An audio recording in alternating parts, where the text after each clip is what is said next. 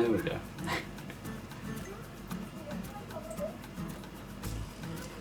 Let me just shut my window.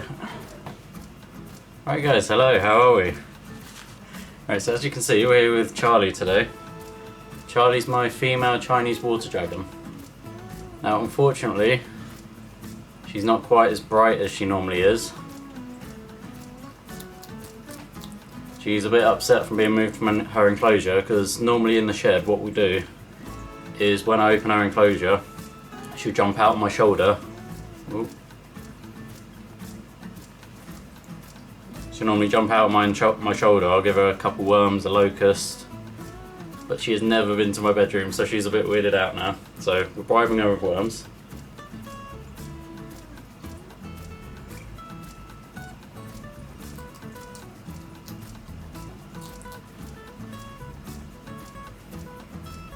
I think she's around 4 or 5 years old now. Basically, Chinese water dragons are one of my absolute dream animals. And it's one of those when, from the age of like 8 upwards, I constantly research about them, constantly Google. I was desperate to have one, but I never really had the chance. I never saw one in person. But I knew from the get-go that I wanted one, just hands down. And maybe 11 years or so later, I went to a reptile shop when I was 19 or 20. And I've been there multiple times before, and you can guess what I saw that day. There's a little enclosure with about maybe 7 or so Chinese water dragon babies. I wasn't going there for a Chinese water dragon that day, but I think I knew. I saw my opportunity. I had a 3-foot enclosure at home, so I spoke to the guy. He already knew me. He knew what care I take of my animals. So normally they need to see the enclosures, but luckily he knew that I was going to be responsible. I had everything I needed at home, so I just needed to get home, quickly set up a setup, and away we'd go. Obviously, realistically, I know that's not necessarily the right way to go about it. I do normally say build the enclosure before getting the animal. Realistically, this was an impulse buy. Oh, Charlie, there's one in my hand. Don't go for the ones on the desk. Nope, right there, right there. Can't be comfortable. There we go. Yeah, she's absolutely amazing. I absolutely love her. And one of the brilliant things about Chinese water dragons, just the sheer size of their tail. Look at that.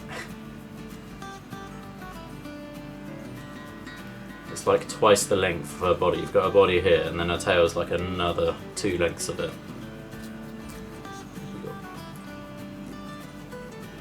So the thing about this, in the wild, they're called Chinese water dragons for a reason. Obviously they originate from China. They're called water dragons because what they do is they love to climb. They've got, kind of like Roscoe, they've got these absolute razor sharp. That's my finger, Charlie. That's not a worm. Got these razor sharp claws, which makes climbing in trees an absolute ease for them. They can just bolt up a tree in seconds. And the water part comes in because they tend to hang around trees above a body of water. So if they get spooked by a predator or anything, a bird flying ahead, a bigger lizard, maybe even a human, what they'll do, they'll just jump out the tree, land in the water. So they are very capable swimmers. Now another defense they have, don't jump, don't do it. There you go. So this tail, they can drop it. So around about here, if a predator catches them or stresses them out too much, they'll release this. Whole thing will just fall off and it'll just start twitching. Now the reason for the twitching is obviously distraction, because if a predator's going for Charlie, realistically what's going to be easier? Going for this part of the body that's shot out and it's completely like gone up a tree, gone into water, it's disappeared, or this big chunk of meat that's sitting there twitching, not going anywhere. So that will allow Charlie to get away, and buys her some time realistically. The only thing is, unlike a lot of gecko species, Charlie's tail won't grow back. I've genuinely had nightmares about it where I've done something wrong and she's dropped her tail, but hopefully that day will never come. No, Charlie. That's what I was trying to avoid. Realistically, this wasn't how this was supposed to go. Didn't exactly want worms all over my bedroom, but hey ho.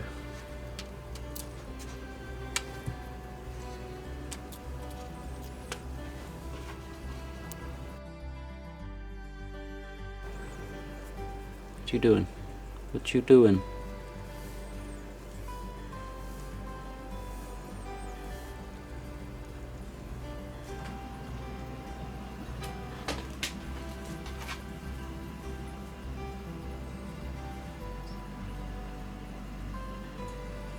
It might be about time to put her back now. No, please don't. Please don't. Yeah, I'm gonna pop you back. Let's go. No logo showing. So I just got home. Yeah, I was really hoping to get Jason out today instead of Charlie, but didn't show my logo, did I? Yeah, I was hoping to get Jason out instead of Charlie today, but problem is Jason's obviously got that big cork bark log in his enclosure, and the thing about that is I can only really get him out if he wants to come out and if he's awake, if he's active, because if he's in that bark, I'm not going to get him out without ripping the enclosure apart and without stressing him out.